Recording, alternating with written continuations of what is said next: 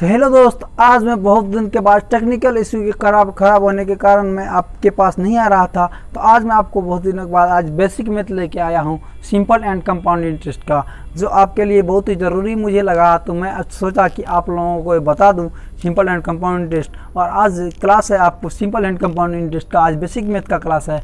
और अगला वीडियो मैं आपको बताना चाहता हूँ कि अगला वीडियो जो आपको पता भी है कि मैं आपको ऑल प्रॉब्लम सॉल्यूशन, मतलब आपको सवाल के साथ एक्सपेरिमेंट करके मैं आपको बताऊंगा कि आखिर वो कैसे बनता है। तो चलिए आज का क्लास शुरू करने वाले हैं सिंपल एंड कंपाउंड इंटरेस्ट, जिसको आप हिंदी में साधारण ब्याज और चक्रवृद्धि ब्याज कहते हैं। तो सबसे पहले आज मैं इस टॉपिक में आपको क्या बताने वाला हूँ वो मैं आपको बताता हूँ। सबसे पहले वाला का मूलधन, मिश्र धन, समय, दर, साधारण ब्याज तथा चक्रवृद्धि ब्याज, इसका पूरा मैं आपको बताऊंगा, जिसको आप इंग्लिश में भी मैं आपको बताऊंगा, इंग्लिश हिंदी दोनों में मैं आपको बताऊंगा। ये आपको पता भी है, मैं आपको हिंदी इंग्लिश दोनों बताता ताकि कोई भी कन्फ्यूजन नहीं हो आपको। तो चलिए आज का टॉपिक शुरू करते हैं साधारण तथा चक्रवृद्धि ब्याज का। तो साधारण तथा चक्रवृद्धि ब्याज सबसे पहले आता है मूलधन आपको, जिसको आप इंग्लिश में प्रिंसिपल कहते हैं। इसमें क्या होता है, किसी भी व्यक्ति से जब आप उधार के रूप में राशि लेते हैं या किसी भी व्यक्ति को आप देते हैं उधार के रूप में राशि, उसे ही मूलधन कहते हैं। मतलब साधारण रूप में से ये समझ लीजिए कि उधार ली गई राशि या दी गई राशि को ही आप क्या कहते हैं, मूलधन कहते हैं, जिसको आप इंग्लिश में प्रिंसिपल कहते हैं। इसको आप पी से डिनोट करते हैं, मतलब पी से आपको इसको सूचित करते हैं आप पी से।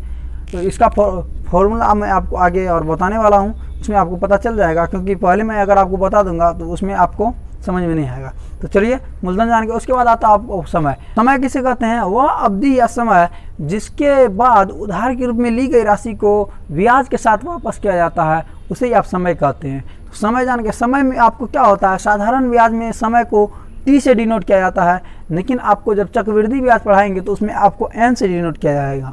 साधारण ब्याज में किससे, टी से, और चक्रवृद्धि ब्याज में आपको एन से। तो अब आता है कि ब्याज क्या है, तो ब्याज भी मैं आपको बताऊंगा, आप धैर्य रखिए।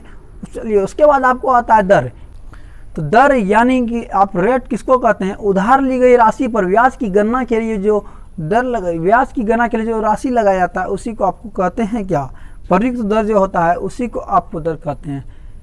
कैसे दर कहते हैं, जैसे मान लीजिए आप किसी से 5,000 रुपया लिया और आप उसको बोल दिए कि मैं आपको 5% ब्याज पे दूंगा, 5% दर पे दूंगा, 5% रेट पे दूंगा मैं आपको, ये मतलब आपसे 5% एक्स्ट्रा ले रहे हैं। तो उधार लिया गया राशि जो होता है उस पर अगर आपको दर लगाया जाता है, प्रयुक्त दर, जो उसी को आपको रेट परसेंटेज कहते हैं। रेट परसेंट मतलब आपको R% से डिनोट किया जाता है। दर समझ गए। दर के बाद आपको आता है साधारण ब्याज, जिसको आप सिंपल इंटरेस्ट कहते हैं, मतलब साधारण ब्याज। तो साधारण ब्याज में मैं आपको बता दिया कि समय को आपको टी से डिनोट किया जाता है। तो साधारण ब्याज मतलब सिंपल इंटरेस्ट, साधारण रुपये, ये समझ लीजिएगा अब इसको कहते किसको हैं, क्योंकि अब जब तक आप उसको नहीं जानिएगा कहते किसको हैं तो आप उसका कैसे विश्लेषण जानिएगा। तो साधारण ब्याज उसको कहते हैं जब किसी राशि को किसी निश्चित दर से, कोई निश्चित दर मतलब फिक्स दर रहता है, उस दर से किसी निश्चित समय के लिए, मतलब फिक्स समय, फिक्स्ड मतलब निश्चित मतलब फिक्स्ड हो गया। जब किसी राशि को निश्चित दर से निश्चित समय के लिए उधार लिया जाता है और समय समाप्त हो जाता है, मतलब समय समाप्ति के बाद उसे अतिरिक्त राशि के साथ वापस किया जाता है। मतलब वो जिस दर के लिए लिया, जितना समय के लिए हुआ, वो समय आपको समाप्त हो जाता है। उस समय के लिए जब समाप्त होने के बाद क्या होता है, उसमें अतिरिक्त राशि वापस किया जाता है, क्योंकि आप जितना समय के लिए उससे ज़्यादा समय आप यूज कर लिए तो आपको कुछ एक्स्ट्रा देना पड़ेगा। तो वही एक्स्ट्रा राशि को आप ब्याज कहते हैं। उसी राशि को, अतिरिक्त राशि को क्या कहते हैं, आप ब्याज कहते हैं। ब्याज को ही आपको साधारण ब्याज कहते हैं। ब्याज और साधारण ब्याज दोनों एक ही है, उसके लिए आपको कुछ करने की जरूरत नहीं है। जिसको आप इंग्लिश कंपाउंड, इसको आप CI से डिनोट कर सकते हैं, सिंपल आप CI इसको आप डिनोट कर सकते हैं। चलिए साधारण ब्याज जाएंगे। साधारण ब्याज का फॉर्मूला अब होता है CI का, SI का। तो SI होता है, CI नहीं होता, SI होता है। तो SI मतलब साधारण ब्याज इसको कहते हैं। साधारण ब्याज मूलधन गुना समय गुना दर बट्टे 100। इसको आप शॉर्टकट में बोल सकते हैं P गुना R गुना T/100, क्योंकि आप मूलधन को P कहते हैं, समय को T कहते हैं और दर को आप क्या कहते हैं, R कहते हैं। तो P गुना R गुना T/100 आप इसको लिख सकते हैं शॉर्टकट में। तो चलिए इसको जानने के बाद, साधारण ब्याज को जानने के बाद आता है कि आखिर मिश्र धन किसको कहते हैं। मिश्र धन दोस्तों इसको कहते हैं, मिश्र धन और मूलधन और ब्याज के योग जो होता है। मतलब अगर आप मूलधन को और ब्याज को अगर जोड़ दीजिएगा तो आपको क्या आ जाता है, मिश्र धन आ जाता है। तो साधारण रूप में आप इसको समझ लीजिए कि आपको मिश्र धन जो होता है, अमाउंट, इसको इंग्लिश में क्या कहते हैं, अमाउंट। तो ए बराबर आपको क्या होता है, मूलधन प्लस ब्याज। मतलब मूलधन प्लस ब्याज इसको कहते हैं। तो इसको क्या कर सकते हैं, P प्लस P गुना PRT बाय 100। PRT क्या हो गया आपको, सिंपल इंटरेस्ट साधारण ब्याज, और P आपको मूलधन हो गया। तो मूलधन और साधारण ब्याज के योग को ही अब क्या कहते हैं, अमाउंट कहते हैं, ये कहते हैं। तो आप इसको ये कर सकते हैं, P को मान लीजिए, आपको जो बता रहा हूँ वो समझिए आप। तो 1 हो जाएगा, अब प्लस, तो ये भी P को मान लीजिएगा, तो RT बचेगा, RT बाय 100। यही आपको सिंपल यूज किया जाता है, मेन फार्मूला आपको यही होता है, इसी के रूप में आपको यूज किया जाएगा।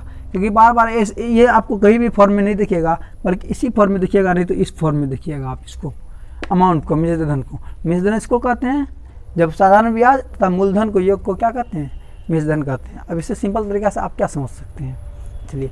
उसके बाद मिश्रधन के बाद जो आता है आपको चक्रवृद्धि ब्याज। चक्रवृद्धि ब्याज को जानने, चक्रवृद्धि ब्याज आपको कंपाउंड इंटरेस्ट होता है। कंपाउंड इंटरेस्ट से जानने से पहले आपको ये, पहले मैंने आपको बता दिया कि कंपाउंड इंटरेस्ट में आपको समय को n से डिनोट करते हैं, मतलब n से सूचित करते हैं समय को। तो चक्रवृद्धि ब्याज मतलब कंपाउंड इंटरेस्ट। कंपाउंड इंटरेस्ट आप उसको कहते हैं जब एक निश्चित समय के साथ, जब एक निश्चित समय के बाद मूलधन के साथ साथ साधारण ब्याज पर भी ब्याज का गणना किया जाता है। जब निश्चित समय दिया जाता है, निश्चित समय के बाद क्या होता है, साधारण ब्याज पर मूलधन के साथ साथ तो हुए करता है, ब्याज जोड़ा जाता है, नहीं, मूलधन के साथ साथ साधारण ब्याज पर भी ब्याज का गणना किया जाता है। तो उसी को आप चक्रवृद्धि ब्याज कहते हैं। सिंपल में आप फॉर्मूला में आप समझ जाइएगा, आप घबराइए नहीं, आपको घबराने की कोई जरूरत नहीं है कि आपको नहीं हो रहा है। तो चक्रवृद्धि ब्याज के जाने पर चक्रवृद्धि मेषधन जानना पड़ेगा। तो चक्रवृद्धि मेषधन को आपको ए से डिनोट करते हैं, देखिए आपके ऊपर फॉर्मूला लिखा हुआ है। चक्रवृद्धि मेषधन को आपको ए से डिनोट करते हैं, बल्कि देखिए मेषधन वही है, लेकिन चक्रवृद्धि में लग गया तो उसमें क्या होगा, जैसे पावर T है तो पावर N लग जाएगा। कैसे हो जाएगा, तो चक्रवृद्धि मेषधन आपको क्या हो जाएगा, P into 1 plus R by 100, और ये T जो है आपको N के रूप में ऊपर में चल जाता है, तो ये हो जाता है। तो जब चक्रवृद्धि मेषधन ये होता है तो चक्रवृद्धि ब्याज बराबर होता है चक्रवृद्धि मेषधन माइनस मूलधन। तो चक्रवृद्धि मिश्रधन और माइनस क्या हो जाएगा, इसमें मूलधन हो जाएगा। चक्रवृद्धि मिश्रधन और माइनस क्या होगा, मूलधन हो गया। मूलधन आपको P को कहते हैं, आपको पता है। तो ये आपको क्या बन गया अब, कंपाउंड इंटरेस्ट, मतलब चक्रवृद्धि ब्याज हो गया आपको CI। तो कैसे होगा, तो आप इसमें क्या करिएगा, देखिए दोनों में P कॉमन है तो आप P कॉमन ले लीजिए। आपको फॉर्मूला बना के बता रहे हैं क्योंकि ऐसा ही फॉर्मूला आपको यूज होता है, 1 प्लस R बाय 100 का पावर N, और ये P इसमें से कॉमन लेते हट गया, तो P इसमें से कॉमन लेंगे तो क्या होगा, -1 हो जाएगा। P से इसको गुना कर दीजिएगा तो P इंटू 1 100 माइनस P हो जाएगा, सेम ऊपर उतर जाएगा। तो बस इसको थोड़ा समझना, ये अभी छोटा मोटा चीज़ आपको नहीं बताएंगे क्योंकि ये सब चीज़ मैं आपको बता दिया हूँ, तो ठीक है। तो ये आपको इससे पहले जो मैंने आपको जो बताया था प्रॉफिट लॉस एंड डिस्काउंट का, उसको भी आप समझ लीजिएगा। अगर आप अभी तक वीडियो नहीं देखे हैं तो डिस्क्रिप्शन में लिख दे दूंगा, आप जाके देख लीजिएगा, क्योंकि वो भी आपके लिए जरूरी था। लाभ, क्रय मूल्य, विक्रय मूल्य, कितना रुपये हम किसी वस्तु को खरीदेंगे, कितना बेचेंगे कि हमको इतना % का लाभ होगा, कितना बेचेंगे कि हमको हानि होगा, कितना में हम क्या करेंगे कि हमको जब कोई भी सामान का दाम बढ़ गया है तो कि वस्तु की खपत में कितना % का कमी करेंगे कि हमको घाटा भी नहीं लगे और मेरा राशि भी उतना ही रहे, मतलब ज़्यादा ही हम खर्चा भी नहीं करेंगे और मेरा क्या हुआ, सामान जो है आपको ज़्यादा खर्चा भी नहीं हो और आपको बचत भी हो जाए। तो आपको बहुत सारे चीज़ मैंने आपको बताया प्रॉफिट लॉस एंड डिस्काउंट का, क्योंकि प्रॉफिट लॉस एंड डिस्काउंट में हमको पार्ट 1 पार्ट 2 दो भाग में बांटना पड़ा आपको, क्योंकि सवाल बहुत ज़्यादा हो गया था। तो बेसिक में था और पार्ट 1 पार्ट 2 दो है, ऑल प्रॉब्लम सॉल्यूशन में पार्ट 1 पार्ट 2 है। तो ये समझ गए, चलिए ये कंपाउंड इंटरेस्ट समझ गए। कंपाउंड इंटरेस्ट इसी को कहते हैं आपको चक्रवृद्धि ब्याज, इसको आप हिंदी में क्या कहते हैं, चक्रवृद्धि ब्याज। बस इसमें क्या हुआ, मूलधन को घटा दिए। अगर चक्रवृद्धि मिश्रधन में अगर मूलधन को घटा दिए हो गया तो मिश्रधन में चक्रवृद्धि लग गया था, इसीलिए आपको क्या हुआ, n से डिनोट करना पड़ा, नहीं तो आप RT बाय 100 कर सकते हैं। तो जब चक्रवृद्धि लग जाएगा, चक्रवृद्धि जब आपको नजर आएगा तो आराम से समय को n से डिनोट करिएगा, और जब चक्रवृद्धि नहीं रहेगा, साधारण ब्याज रहेगा, तो उसमें आपको T को यूज करना है, समय के रूप में T को यूज करना है। इसका बहुत सारा कॉन्सेप्ट मैं आपको बताऊंगा, और आज मैं आपको फिर 2 सारणी देने वाला हूँ।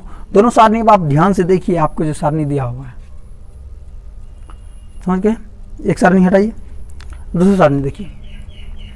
अब स्क्रीनशॉट ले लीजिए, इससे पहले अगर नहीं लिए स्क्रीनशॉट तो स्किप करके आप पीछे करके ले सकते हैं स्क्रीनशॉट, ठीक है।